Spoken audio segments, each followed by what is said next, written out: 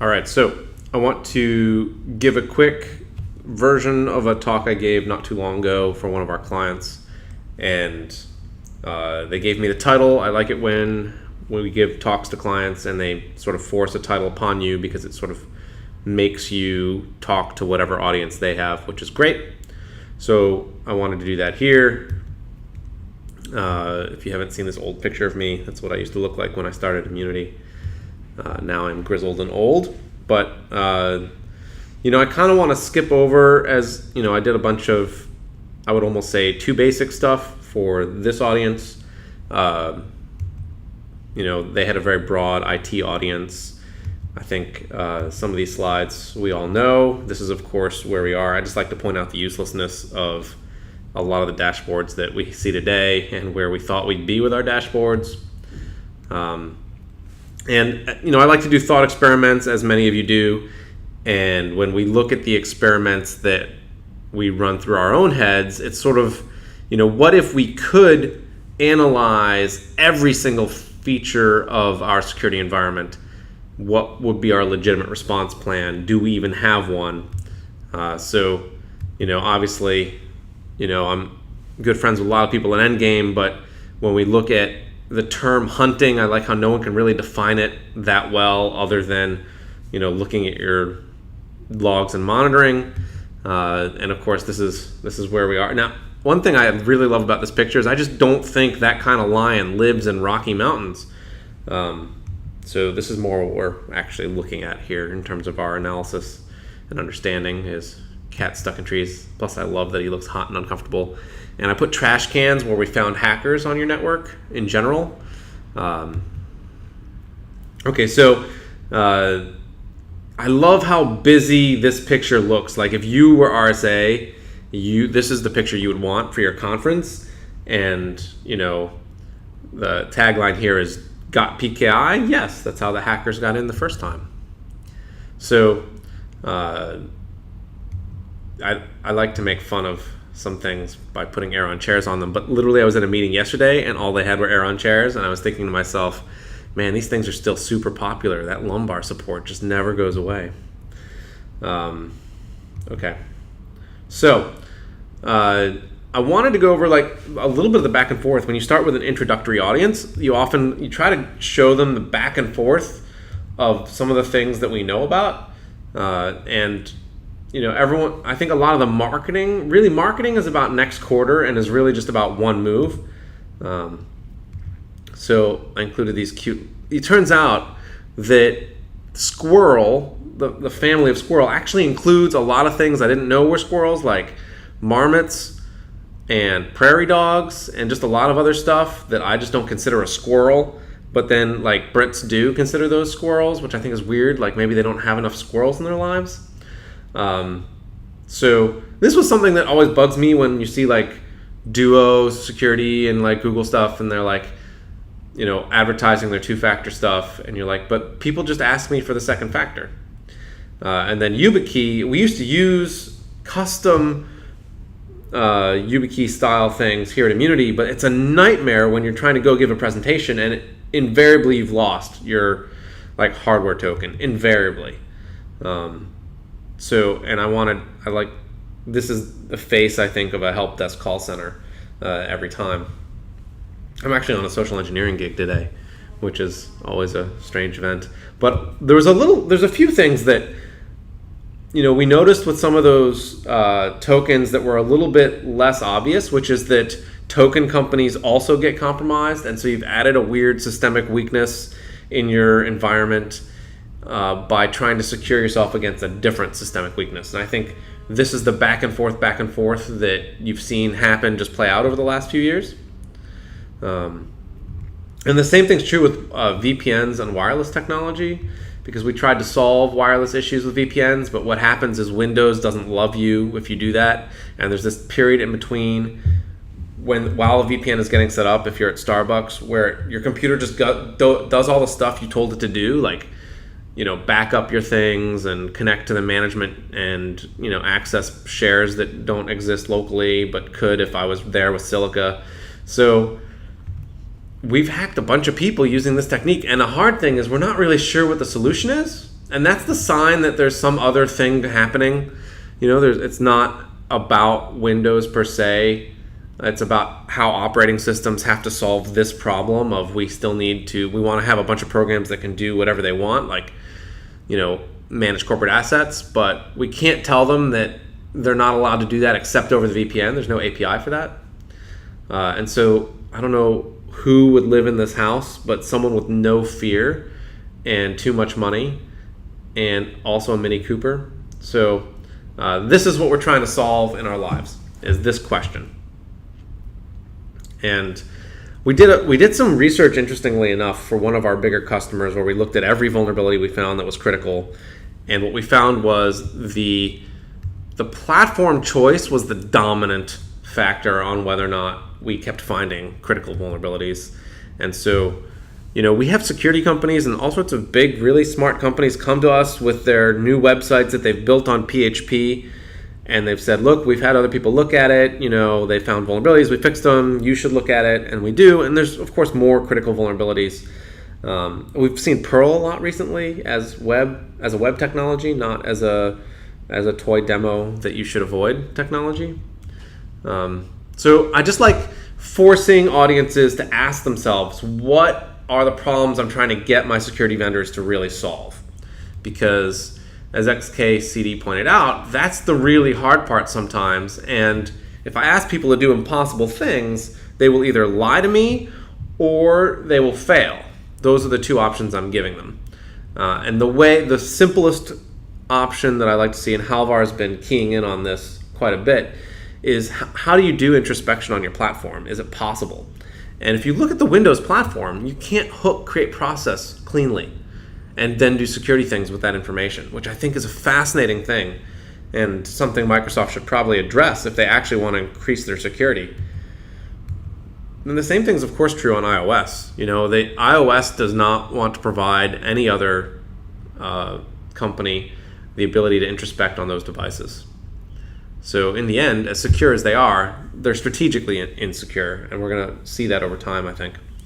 When you have a bunch of DevOps people in the room, they love this. And I think it's fascinating that, security introspection, it's not always about more data is better, even though that's how people treat it. It's a lot about how much they invested in filtering in their monitoring tools themselves. We try to point out some examples. But I did not choose the McAfee picture where he's like sitting with a bunch of prostitutes and drugs and money, I think, and guns. But it would have been better as a talk probably if I had. The issue is there's two things on this slide that I like. One, Huawei, which gets beat up on the Daily Dave list a lot for doing probably very bad things. One of the people I talk to is in PR for big companies like this when they need to do, essentially he's a lobbyist. And I met him in Germany, and he's like, I get hired by a lot of companies to lobby the U.S. government on their behalf in terms of export control and regulation. And he's like, I have to be very careful when I pick my clients because, some of them have PR problems, and those are solvable, and then others have problems, and those are not solvable. And Huawei is one of the ones that has a problem. And I think that's something that a lot of companies get forced into a position of having a problem by their own government. And that's there's this back and forth between the government and the tech industry, but every industry and every company is sort of in that crossroads right now.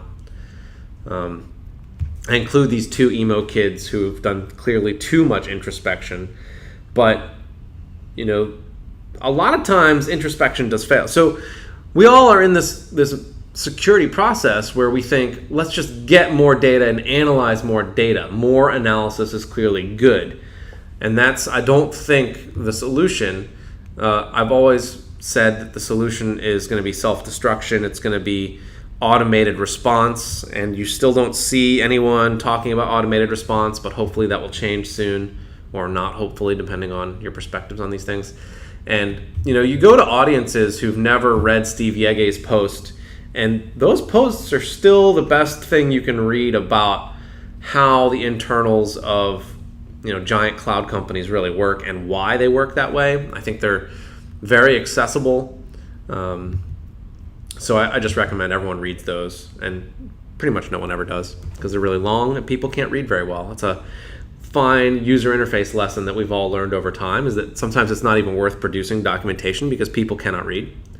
And so, I was making fun of some of the CMP passport talks this morning.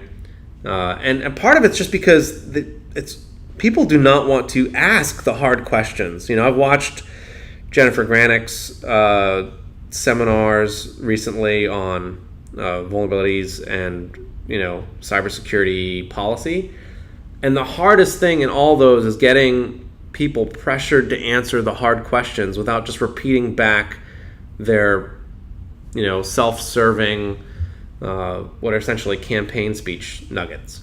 So what I'd like to do, when you talk to people who build scanners and sniffers, which are still, since the 90s, the biggest companies and the most secure companies in terms of financially, it's hard to address the fact that scanning is going to eventually end, right? So there's a reason why Qualys and Nessus now have agents on every box. And we need to start talking about the limits of what an agent can do for your security systems, because IPv6 is here, and it's sort of here transparently right now, and it's just not scannable.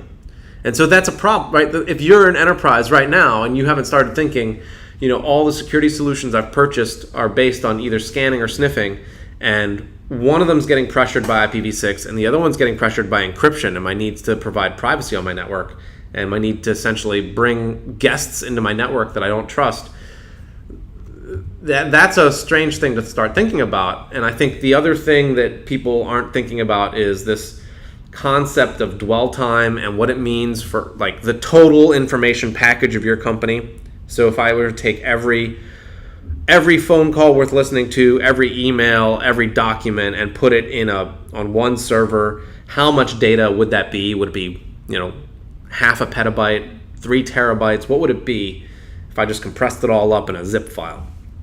And so I drew that line because I think if you're a mid-sized company, it's a static amount of information, right? You have basically across, if you're a 300-person company, you have X amount of terabytes per person of useful data, and then, for the last 6 months, let's say. So, but the ability to transfer data over time is going way up. So if I can exfiltrate 5 terabytes of data, what size company can I drain dry in one day is the way I like to think of it. And is that changing over time? And exfiltration protection is not even a market segment right now in terms of what we really look for in products. I think it's just beginning to be touched maybe by a few things here and there. But if you look at what's important to companies, if you assume that they're going to get compromised eventually, then they have 2 options. One is segment so that you don't get all the information. And then the other one is, assume that Snowden's going to pull all the information out. How do I slow him down from doing that? And should I just assume that if someone's been in my network for 5 days, they have everything, just everything? You used to have to make a choice. Nowadays, it's not just the mail spools, it's every phone record, it's everything. So this is sort of the other stuff we start see coming down the wire, right? So how do I protect my networks without tools that scan or sniff at all? I think that's an important part of this. And if everything's going to be endpoint monitoring, are there endpoints I cannot monitor? Are there ways to corrupt endpoint monitoring? Is that analysis possible? Do we have response times that measure themselves in months, days, weeks, hours, minutes? Like, what is it we're actually going to do here? And that's why these are the trends that point us toward automated response, completely automated within seconds, in case anyone's wondering why we think those things. And so, I like to point out some risks that people have not thought of yet or aren't focusing on because they're too focused on what's in the news. And I think the news is a trailing indicator typically. So denials of service have been in the news, and it's funny because we really still to this day people don't fixing response times and denial of service issues is really hard. People still treat response time as something that they're going to treat in aggregate. They're going to say, well, average response time of the Google homepage was, 0.5 milliseconds or whatever, indicator they use. If I can force Google to do a lot of work, and I can do that with only, say, 100,000 users, I'm costing them a ton of money by doing that. And, if you're not Google, sometimes it's a death knell if someone can force your website to do a bunch of work. So how do we defend against that is a whole new way of thinking in terms of defensive programming and resource management and stuff like that. So, we try to find these sort of algorithms that just can erase websites. And it's not that hard if you know regular expressions and you just scroll around on websites to find where the middleware decides to do a bunch of work. Because you're not really targeting the website, you're really hitting the middleware when you do these kinds of things. And then you just send those GET requests in a little sequence until the website stops responding. These sorts of things we're trying to find more attack surfaces and sort of attack classes than particular attacks. And we're also trying to get away from the media's gravity in this sense, right? People start saying things like, I'm going to make it born secure. It's really hard to judge security. That's like a thing. So if we think about Mudge's work and a lot of other people's work, Veracode, and a lot of other people have tried to make this idea of we're going to give you a single number grade on how secure you are. That's super hard. And what if I just give you a single number grade on how easy it is to rip you out and replace you after 3 years? That may be a little easier, or maybe a combination of both. So I think sometimes we're trying to find out-of-the-box ways of thinking that are not about, what if anything less than $500, what if I could demand from a legal perspective that everything within that was open sourced and that consumers had the ability to modify and update firmware by legal law, not necessarily practical ability, which would get rid of those HP ink cartridges that you weren't allowed to write to because of the DMCA and stuff like that. So when you're looking at some of these things, people always assume that you have to go through the standard clear things that have failed in terms of policy judgments. And luckily we are in a place now where the entire policy world is in a bit of an earthquake and everything is upside down, which is I think very refreshing. Okay, so this is where I'm talking to a bunch of we're talking a financial. So people wearing suits, pretty stolid crowd, and everyone does. They do awareness campaigns, and I was told before I gave the talk that my talk was too harsh on awareness campaigns. And part of the reason my talks are so harsh on awareness campaigns is because when we target people, we don't necessarily target them by sending them spam emails. And, this is something I pulled off my Tinder blog, but you can target, like, for example, the IT team of a mid-sized corporation very carefully with very targeted Twitter ads, which then go to a website, like a blog spot that's sort of very targeted toward them as well. This is one that's targeted not toward them, and then you can put iframes in there and stuff and hit their browsers and things like that. So a lot of this stuff, I just think, you don't have to target people via dumb emails anymore. You can target them via very smart mechanisms, all these things that advertisers have already thought up and done all the work for you and done all the profiling. And it's very automatable. And that's why I think that in the end, when you're doing awareness campaigns, you're always at the bottom of a big hill trying to look up at like what everyone else has got around you. And that's part of the reason why I just don't think it works. So, kind of generic questions I was trying to get people to think But I like to make complicated, stupid moves, and I find that sometimes making these complicated, stupid moves forces you to develop a better understanding of what will eventually work. And that's what I try to do with this talk. Ideally, we come up with some good questions. Like this morning, I asked people who are not policy people necessarily, but normal technological leaders, what does it really mean to be under the United States' cybersecurity umbrella? And I think trying to figure out the answers to that question show you, on a country scale what it means, but also on an enterprise scale. Like, what would it mean for SAP to be protected by the United States government? And I think that some of those issues are pretty important. So aside from, having to rush off and actually do a social engineering call or two, I wanted to throw this out there into the world in case you wondered, I don't know, what hilarious animals are doing today. And that's that.